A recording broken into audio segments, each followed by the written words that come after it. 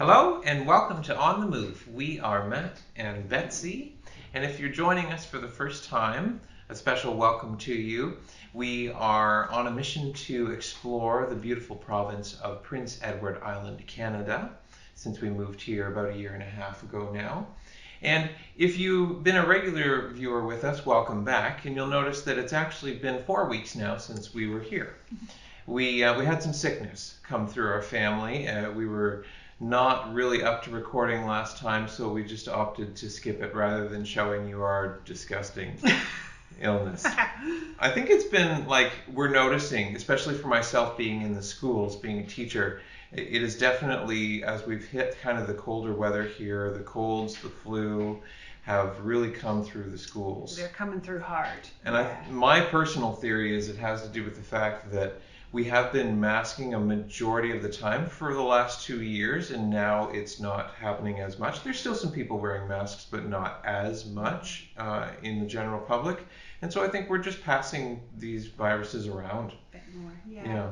I mean, our kids are a little bit older, so sort of the stories that we're hearing of others, it didn't hit ours quite as hard as it has for some of the younger ones. Some of the younger ones are having a little bit of a rougher time of it. And my theory might be just, immune systems are behind because they haven't been exposed to all this. I don't know. We're not doctors. We really don't actually know for sure, but that's just our layman's guess on what's going on. Anyway, all that to say, we had some illness. We were tired and not up to recording, but we are back. So I apologize if you missed us, but we're happy to be here. Today we're going to talk about some Christmas fairs that happen here on the island. But before that, maybe we'll give you just a little bit of an update as we've gone into, like we said, the colder weather here. Where we've decided consciously to live at a cooler temperature in our house. Sometimes downright cold. So I think some of what's motivating it is just a bit of a stubbornness to not want to have to pay the oil prices for heat. I think that's what it comes down to ultimately. We could pay them, but we just don't want to. So we're choosing to live colder. So we put in a propane fireplace, which you maybe see going behind us. So we use that to bring things up to a decent temperature, and we have allowed ourselves to run the furnace at night because we need to sleep. We can't be so cold we're not sleeping. So we're hovering around we're gonna use American terms, imperial terms here because we don't actually use Celsius for this. Yeah, so we hover around 49 to about 62. Not 49. I mean 59 to 62 degrees. Yeah. Not 49, no. So we keep things above freezing, but we definitely layer up at our house and we huddle and hang out by the fire. We actually took off a layer to do this video. Yes. Just so we didn't look ridiculous. Yeah.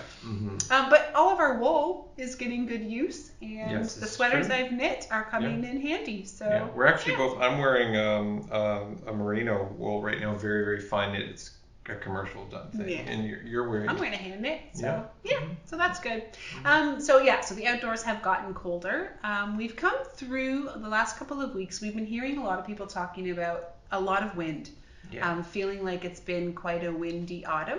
We don't really have a whole lot to compare to, so we don't really know. But we definitely have had enough wind that now these last 2 days that it's been perfectly still and cold, we notice it. Yes. It feels different. Talking to some other, I got together with some other guys last night, and they were in agreement. Some of the people who were from the island here and grew up here, that yesterday was an exceptional day, a good day. Yes. Where we didn't have wind. That's not common.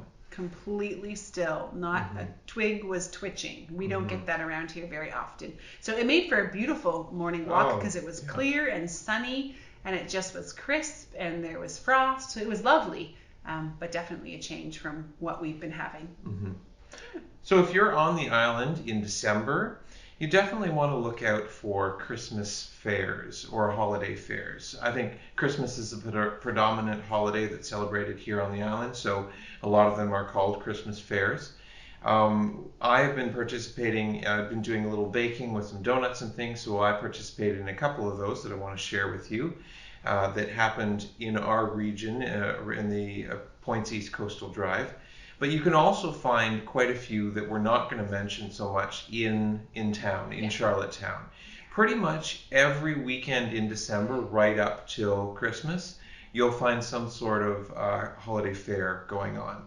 And you can also go for horse-drawn carriage rides too. They really try to do it up as a nice celebration. Mm-hmm. Oh, and I should also mention that they do Christmas tree lightings in a number of places around. So I know there was one that happened in Murray Harbor and in Georgetown and of course in Charlottetown, and then many more across the island too. So those are things you can look out for as well. So because Matthew has been participating in these fairs, we have yet to bring the decor to our own home. So hopefully by the next time you see us, my mantle will be all done up with some stockings and some holiday Christmassy decorations. But for now, we're still pretty bare. And even outside, like I know that our oldest likes to put up lights outside, and we haven't even found the time, taken the time to do that yet either. So the time's ticking. I think my goal is this weekend. Yeah. Also, I had thought about it this past weekend, but it was still raining and kind of icky. So maybe we've moved into some colder and it'll be a little bit frostier. Even if there's not snow, I just don't want the ground to be mud. Yeah, and we'll probably go find a live Christmas tree that we can chop down. We did that last year too, as well. So we'll definitely continue that tradition. So Christmas fairs. Yeah. So I learned definitely if you're going to go to these things, you want to be present on Facebook and or Instagram in order to learn about them. I was talking to a guy at a bakery who didn't know about the one that I was at past week, and he was saying, well, how do I find out where was it? Well, they advertise on Facebook and Instagram. So if you want to know about them, those are the places you want to look. And look up the communities, and most of them will have some sort of celebration going on. So the first one that we went to was called Christmas in Belfast Fair and Market. And this is a tradition that has happened for quite a number of years, but they've taken, and this has been common with a lot of them, took a hiatus over COVID, of course. So nobody was really sure exactly what the reception would be for this, how many people would come back to it, but it was really good. So we took over the little community hall that's attached to the rink in Belfast, the ice rink, and we set up tables in there. I got an 8-foot table myself. And I think just to clarify, that one is run by the Historical Society. Yes, the Belfast Historical Society runs that one. So there's a small fee as a vendor for that, and also a small fee to enter into the fair. And then they host local artisans. So they were boasting this time proudly that every vendor except for one at the show was a Belfast resident who was there. And the one who was not was... Or maybe we should clarify for those who are around from this area, a Belfast area resident. Because we understand that we live in Iona, but Belfast is literally a blink away. So we get to be counted in that community. We're in the regional municipality of Belfast. There we go. Which includes Iona and Belfast and Wood Islands, and Pinette and Eldon. So some of these very small Point Prim as well. Yeah. In the area. So we were all residents of that area except for one, and that one other person was from Vernon River, which if you look up the area is just directly north of us. It is the very next community. It's 10 minutes away. So I would say they were still. I still think it counts as pretty local. Yeah. So there was a lot of pride there in that all of these different talents and artisans were all from the area and all had come to sell their goods. There was... just to give you kind of an idea of a few things that were there. So I, unfortunately, was not able to go and be there with Matthew for the day, which was my hope because of that illness we were talking about. Our kids are not little. They wouldn't need me here, but I still, when they're sick, I don't want to leave them alone. So I was home looking after. So I popped in for a few minutes, at least to just kind of make my rounds, and there was definitely like a couple baking tables, one run by the Historical Society, and then there was a few other independent ones as well. Matthew was there with his donuts. There was hand-painted Christmas decorations. There was knitting. There was woodworking. There was jewelry. There was other type of sewn crafts. A little bit of fine art as well. There was the local There's a rock and fossil place that's not too far from us. So she was there and she had her items on display, as well as like she sells different crystals and that kind of thing. So you could purchase that from her. There was a really unique one that I'd never seen before, and I was actually quite excited to see it. So it was actually one of our members of government here on the island was running this table, and she collects all kinds of bits and pieces of jewelry. She said she collects them from estate sales. Now that people know she's doing this, she often gets given them. Most of it is costume jewelry, I assume, and she arranges it on a board and then frames it as a picture. So she might take all these pieces and create like a tree or a landscape scene or a house out of these bits and pieces, the way she arranges them together. And I thought that was really cool because I'd never seen that done before. No. She did share with me that it wasn't her original idea, but she'd seen it done and she enjoys doing it. So for her, this is a great way to just unwind after, I'm sure there are some stressful days when you go to work, when you work in government, that aren't always that fun. So she just enjoys this when she comes home. So that was neat to see. What else have I missed? Oh, there was some, like someone had done sort of holiday or December seasonal floral type arrangements with poinsettia and pine branches and little berries, had done those up together with a bow on them. Yeah, they were quite popular. There's lots of people who came looking for those. There was one individual that we know from our church community as well. He has created his own board game for families. So really target ages, I think, are about kind of 3 to 12-year-old kind of idea, but it's a game based around... Including the parents. This is not, including the parents. So the kids wouldn't play it by themselves. It's a family game. So it's based around, there's stories kind of that go with it, but then it also has an activity that you can do as a family, an outing. And so it's meant to be played like over like a series of a month kind of thing, not just in an afternoon. So that was kind of neat. Yeah, that was neat. Yeah. What else? I think that was most of it. Pretty much covered it. Oh, there was a local author there who was promoting her book that she had written. I think that's kind of pretty much the idea of what was there. And I think they had... Oh, one other. And cranberries. Oh, which was next to you. Yeah, the cranberries were right beside me. So I'm standing and working and selling beside these cranberries all day. So I was just thinking, what can I do with fresh cranberries? What should I do with fresh cranberries? And eventually, by the end of the day, I had come up with enough ideas that I was like, yep, I have to buy some cranberries. And they came from a place, actually, that I had picked blueberries earlier, too. They do a number of different cherry and berry kind of things, and cranberry is one of them. So I'm happy to say that my first experiment went well. I put them in a pound cake. It was delicious, so I'll continue to do more with those, too. Yeah, so that was the Belfast one. Yeah, and it was successful, they would say, too. Lots of people threw, lots patronized. The stuff that I brought all disappeared, so that was all good. That's good. Yeah.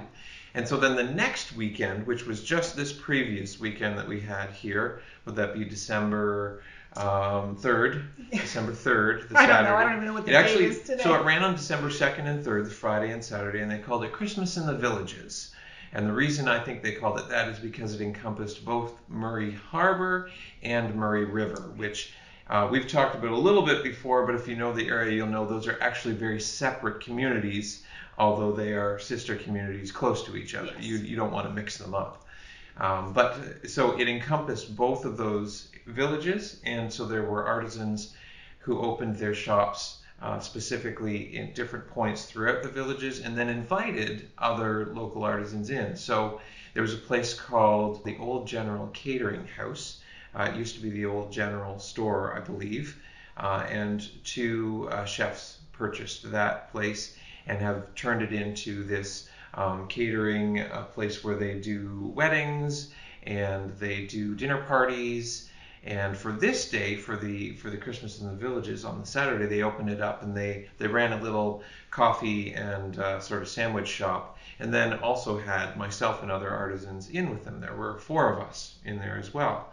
And so people were kind of traveling around the villages, and you could get a stamp. It was like a passport card kind of thing to encourage you to go to the actual different locations, because they weren't all exactly within walking distance. You did need to drive to a few of them. Mm-hmm.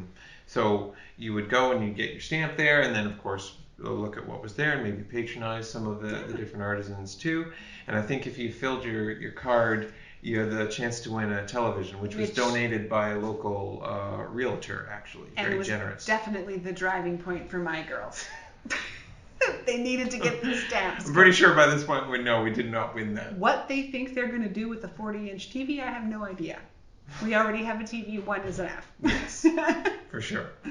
And that was a lovely time in the store there. I got to know lots of people in that community because it's not my home community. It's only 15 minutes away from us, but it was nice to be introduced to new artisans and some new community members. Had a great time there. Had a lovely bagel sandwich from the old General. We bought some peanut butter balls when we came by. Yes, those and were cider. delicious. And some hot cider. Some hot cider, yeah. And there was... Which I will make a little note here. It is a little different than what we're used to with hot cider. So we've been served it twice now on the island, and our girls have both times have been like, this is different than what we're used to. So we are used to a very specific company called Wellesley Apple Cider. I do think it is sold in It's from Wellesley in Ontario.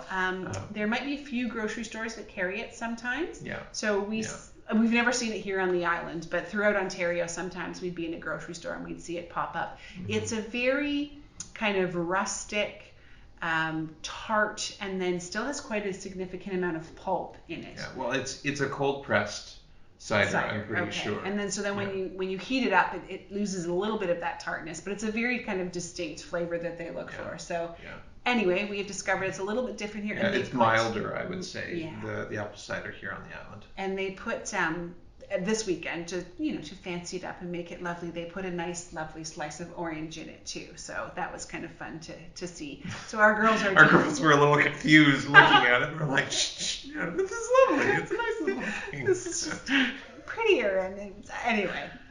So just a little different than what we've been used to, but still lovely. Yeah.